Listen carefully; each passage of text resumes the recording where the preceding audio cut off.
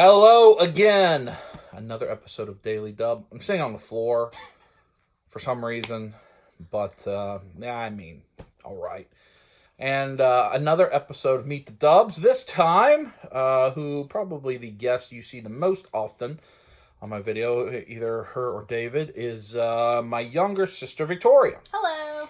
And so you've heard from both of my parents over the last couple weeks, and now we're going to talk to my siblings. So, as you can see, we've got some of the things Victoria collects. I've shown it on a couple behind us here. So, Victoria, what are the things that you like to collect, and where do you think that's born from? Like, why do you like to collect them?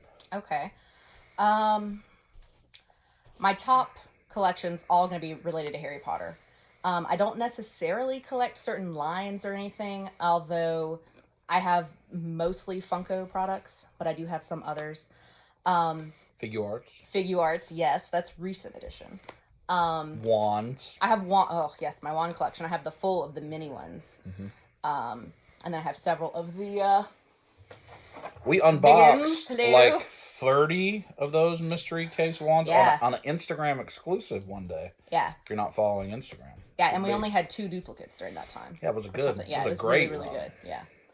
And then I have some other pops. I see you have Voldemort's wand. That's because Voldemort's your favorite, yes? Absolutely not. I hate Voldemort, but look at his wand. Oh, Peter Pettigrew's favorite? Oh! Oh. No, sorry. No. Actually, I'm not Joffrey? sorry for that. Don't know. And don't even go to Ramsay.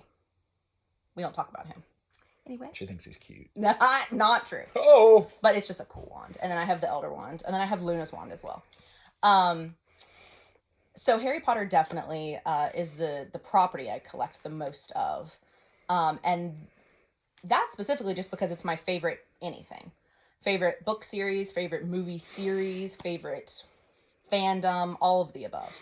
I actually started Harry Potter because my sister, our older sister, read the first chapter out loud. At that point, I think the first movie or 2 were out, and I thought they looked stupid. I thought they were for kids. And so she read me the first chapter, and I was hooked. And at that point, the first 4 were out, and I read them all very quickly. Which a common theme you've heard me talk about, my very initial Tolkien fandom is because Kim read me The Hobbit. So our older sister, far more than either of us, and we'll talk to her on the next episode, is a reader. Like, we all are readers, but she's a very big reader. Like, could go through multiple books in a day, even. She's I think in terms of traditional pure intelligence, she's the smartest of the 3 of us, and she's reading like Tolkien and like age 3 or something like that. She's the only one of us 3 that ever got in trouble for reading too much. Yeah. Like, that's how she'd get in punishment, was like they had to take the books away. Yeah. That would be her punishment. Is no more for books. Brian was like, you have to read, and for her it was like they took the books away. But so she read me the first chapter, and I was hooked. Read the first 4, and then my dad, who you guys met on one of the prior episodes, took me to the 5th Order of the Phoenix book release at Books A Million, and that is my favorite book. Order of the Phoenix is my favorite. I think it's because I had to wait for it. It's the first one I had to wait for. And it's other memories associated with it. Also, it's just the longest one, and I like that. I like being in that world. So then I also went to the last 2 book releases. Those I just got at Walmart, though. But it was still fun. Went to many midnight movie releases as well. So Harry Potter has just been the thing that's always been with me, no matter what challenge I'm going through in my life.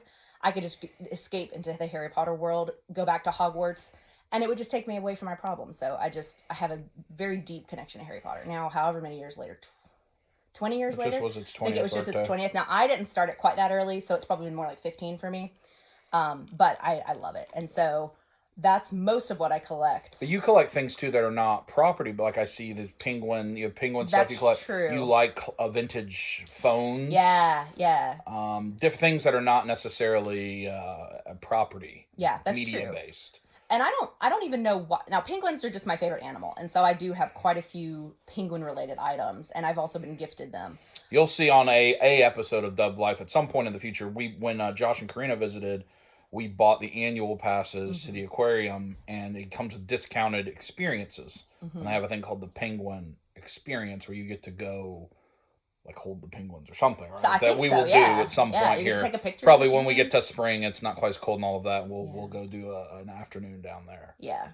Yeah, so I just love them. And then the phones, I don't know why I like them, but I do. I just like old phones. I have like a candlestick phone right now. That's the only one I actually own. But I have two very specific types of phones that I would like to get as well at one point. The one on the wall that you have to actually turn the crank, I want one of those for sure. So I have, I don't know why I like those. I just do. Harry Potter, it's very easy to say why I like phones. I don't know. It's just something that anytime, like, I think you talk with mom about going to antique shops and stuff. I'm not as into that as they are. But I do enjoy when I can find a phone. I like to look at those. But you do seem to have no challenge or problem running around with David and I or Steve and I or whoever to 100 Walmarts, and maybe not 100. You weren't there for that specific day, but all of those things, and it doesn't seem to bother you, or so I would know from a female perspective. I'm sure there's a lot of folks watching that either are female collectors like yourself, like Kim, that is a smaller group probably, or at least that talk about it, or folks that don't think a lady would have any interest going to look for stuff at the Barnes and Noble or something like that. Is that something you're just putting up with, or do you actually enjoy the running around and the silliness and the things we do together? So I enjoy different things. The silliness I enjoy to a certain degree, especially when the rest of them are there, because then they can be silly and I can just watch. No. No, I just mean then your silliness, it goes more on them and they can be silly and I can because you don't want to be a part of the silliness. No, you just want to be a part of the entourage. Yeah, it depends. It just depends on the day and where we're at and how many people I know are in a possibility to be in close proximity. So I'll be less silly when I'm in my hometown than I will be somewhere else where I'm not going to run into anyone I know. And if I do, they're not work people. They're just like friends and they are fine with it. But I also enjoy like looking at this stuff. So even if it's things that I'm not necessarily going to buy or I don't want to have or I don't have room for, I still like looking at it. Like I love when we went to box lunch. That was my first time box lunch a couple weekends ago. And they had stuff there I'd never seen before. It's not because I was going to buy anything, but I do still enjoy looking at the things and just saying, oh, look at that. That's really cool. I've never seen that Newt Scamander or whatever it was. And then it's good to laugh. I mean, anytime, you guys know from watching Big Dub, it doesn't matter what he's doing with his friends or his family. Just going to have a good time regardless. Whether it's we're just sitting on the couch watching TV or whether we're going out to several Walmarts, GameStops, who knows where. It's just going to be a good time regardless. And so it's just good to laugh. And typically when it's an event like that, there's going to be something that happens that makes us laugh hysterically and flee. Always. Yeah. Something's going to happen. It's just the nature of it. And even in the times where we're just trying to go in and out of Walmart quickly, there's very often unusual things. I mean, it's on an episode of Dub Life. Depending on where I put this video up, you may have already seen or you may be about to see. But all we did was go pick up my car from getting detailed and drive back to our parents' house, and there's just a guy in the middle of the road on a ladder climbing up the side of a semi-truck. Yeah. That's funny. Yeah. That's funny. Yeah, and troubling a little bit. Yeah. So one other question. So do you folks that collect, so you've seen my collection, you know how big my collection is. Is there anything about a person that collects, or there certainly is a thing for if you're looking for a significant other, is what elements of the collector's lifestyle are things that you would think are turn-offs versus what doesn't bother you, if you understand what I mean? Like, I'm sure, like, I think everyone would know you'd be perfectly fine with somebody collecting, but I'm sure there are things that would make you worry about the person. So maybe talk about that, because maybe it'll be helpful to somebody. So I would say that like, what's important, I guess, is the easiest way. Yeah. So I think it's important if you're going to collect and you're looking for a significant other, you want to make sure someone's okay with it.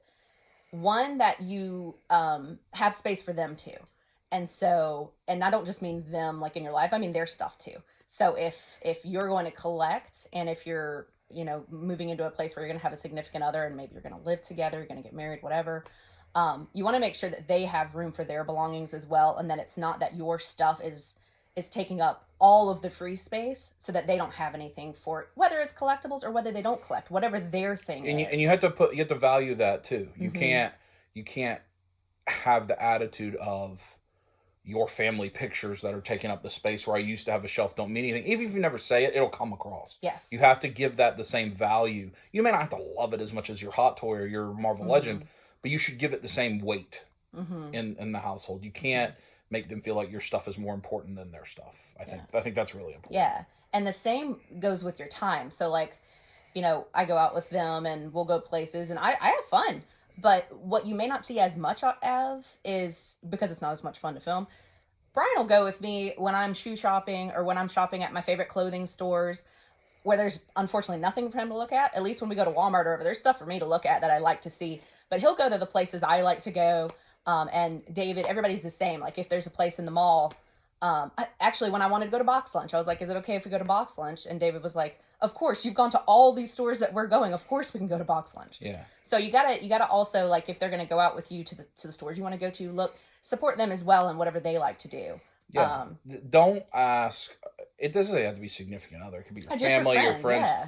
Don't ask somebody to come with you to the comic book store, but then when they want to go to the shoe store, you're like, "No, I'm gonna sit out here on the bench and just wait," because you don't want them to do that. You want them to go to the comic book store with you. Or if it's I go to the comic book store while you go to the shoe store, that's fine too. If that's the way the relationship is. And again, this could be any relationship, but don't be one-sided. Don't be selfish in that, because I think a lot of people fall in that trap and they don't realize they're doing it. Oh, you never want to do the things I do.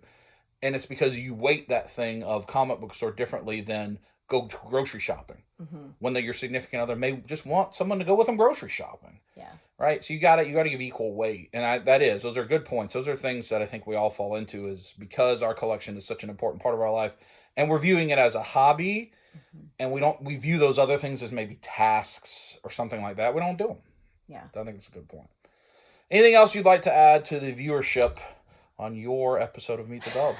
You'll see Victoria plenty, so I don't think so. Are you gonna? When we gotta end the video, you gotta cast a little spell on them specifically. I am very clearly gonna be using the Elder Wand because it's the best. Well, I mean, squeeze it.